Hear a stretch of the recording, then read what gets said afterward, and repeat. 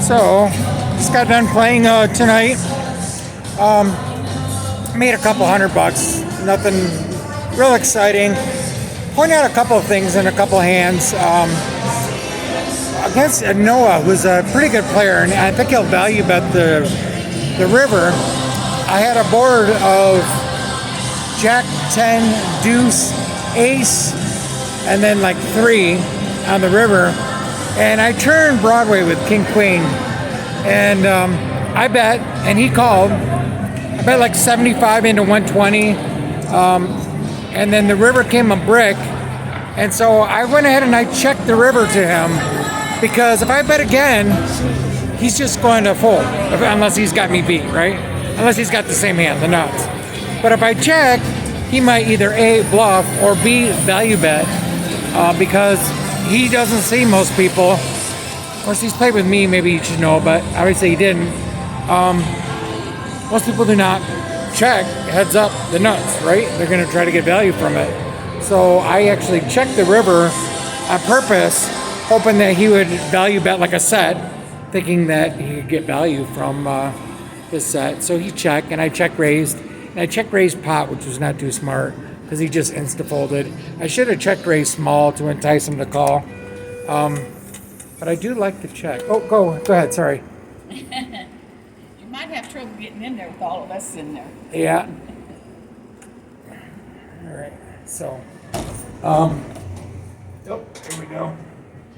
And besides that, I had a hand that was pretty big. I had a double gutter, flush draw, top pair on the turn. I wonder if I should have bet that, but I think I did the right thing, checking out of position with like 5 people behind me. So that was it. Nothing else new about that. All right. The point being, anyway, is that a lot of times you want to check on the river to be balanced, to not always have. I see so many hands where they're good opportunities where you can raise, where you just know the guy doesn't have like a high full house. Now, granted, can you get him off a lower full house? Who knows? But an example would be where the board was like Jack 6-6, and then the turn was a queen. It was like Jack 6 deuce. Turn was a queen, and then the river was a queen. And the thing is on the turn, everyone checked, right? And with queen jack and a flush draw on the board, you know someone doesn't have top 2, they probably would have bet it. So when the river came, like another queen, yeah, someone could have trips, but they don't have a full house. No one could have top full house queen jack because they would have bet the turn. There's a lot of instances like that where you're like, hey, people would have bet like queen jack 7 deuce, on a 2 flush board. And guy bets flop, everyone calls. Turn comes a queen, and the river actually came a jack. So it's like there's no way someone could have queen jack because someone would have bet the turn. They wouldn't have just given off a free card. Now the guy who had bet had actually jack 7, so he had a full house, but there's no way he could have queen jack because he would have bet the turn. He slowed down. He didn't like that queen on the turn. And all those people. So the thing I first thought about when I saw a guy bet the river is, boy, you could pot this river. And even with Jack 7, it's got to be really hard for someone to call. Unless he can do hand reading and really think, hey, how could he have Queen Jack? Because he would have bet. But, and the other question is, do you think you can get the guy to fold Jacks full of 7s? Because a lot of people are not capable of folding a hand that good. But it's something to think about, where that's an example where everyone checks a turn, and then the river pairs, and you're like, there's no way someone could have queen jack or queens full because someone would have bet the turn. So just something to think about, Now, whether or not you can get someone to fold jack 7, that's another question, but it's worth thinking about because first thing I thought of is, boy, this would be a good spot if the guy's capable of folding, of just potting, and he's going to have a hard time calling. Maybe he would call because he could do good hand reading, but puts him in a spot. So you always have to be cognizant and think about, hands when everyone checks and then something changes on the river. Hey, go back and do your hand reading and think about, hey, could he really have the top boat there? it's worth thinking about because there's a lot of spots that pop up where if someone's capable of folding, you can blow them off hands pretty easily. The one hand I had that was I had like King 10, 8-7 with spades, and I had flop, top pair, and a flush draw, and I bet, and I got like 6 callers. King high flush draw. The turn gave me a double gutter with the king. I slowed down and I check called. I wonder if I should have bet, but of course someone could have ace high spades. I only have king high spades, but it's kind of interesting. I think if everyone checked me, I would have bet. But being out of position to 5 other people, it's kind of interesting. Should I bet there?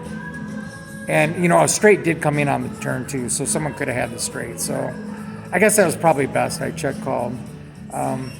That had just so much equity, it just made me wonder. But I think since there was technically a straight out there, I did the right thing, check calling. And the river came a brick, and I got checked around too, with 5 or 6 people in there. And the guy on the button just tanked forever. He's the guy that bet the turn, and he checked back. And he thought about bluffing, obviously, and he didn't. He couldn't pull it, and he should have pulled the trigger because it would have worked. Because the straight came in on the turn, like a gutter came in, but of course people can have wraps and stuff, so it's not like hold'em when a gutter isn't likely. A gutter is very possible, right? So if he fired again, he would have taken it down, and he should have bluffed the river. Because the straight came in on the turn, it got checked to him, he bet, everybody called, so it got to be a real big pot, and they got checked to him again on the river, and he deliberated and checked back, and I flipped out over top pair, and everyone was mucking. I'm like, holy crap, it's just top pair, good here. But one of the guys had King 8. He had top and like middle pair, which honestly was terrible because he didn't have anything else going with it. Like he didn't have a flush draw, he didn't have a straight draw. He just had 2 pair, which ended up being the winning hand. But I'm not sure if I agree with this $100 call on the turn because, I just... he didn't have a lot of equity. So I had a double gutter with 2 a higher straight and then plus the king high spades. And but unfortunately 1 pair was no good. And I don't know. It's kind of interesting. Wondering how I could have won that pot, but I think since there was a straight out there, I played it right. So that was it. Kind of rambling here for a little bit, but only made a couple $100. It's better than losing, I guess. So just think about spots where you can take things down. There's always spots where like you have to do some hand reading and where you can bluff. I did make a call. I make calls sometimes where I'll have like a straight draw with a flush draw on the board, heads up in position, planning on repping the flush when it comes in. So let's say I have a pair and an open ender with clubs on the board. And I think the guy has something like a set or something, and he pots the turn. I will call, planning on repping the front door flush draw when it comes in. So it's not only what outs I have, but what outs I can represent. So if I don't think he's a guy that's going to be potting or betting big with a draw, then the easiest thing you can represent, whether it be Hold'em or Omaha, is represent that front flush draw when that comes in. So when that comes in, then you definitely want to rep that. With your straight, you can. That's the best thing is to have a straight draw and rep the flush draw because people see flushes a lot easier than they see straights. So bet if you hit the straight, and then obviously if the flush comes in, you got to go ahead and rep that. And most of the time it works. I mean, PLO is a game where you really can do more bluffing than you can in Hold'em. It's just you got to find the right spots because people are, pretty scared of calling a lot of times. Not all the time, but a lot of times in Omaha because, they know a lot of people are on draws. So that's it. All right, guys, I'm out of here.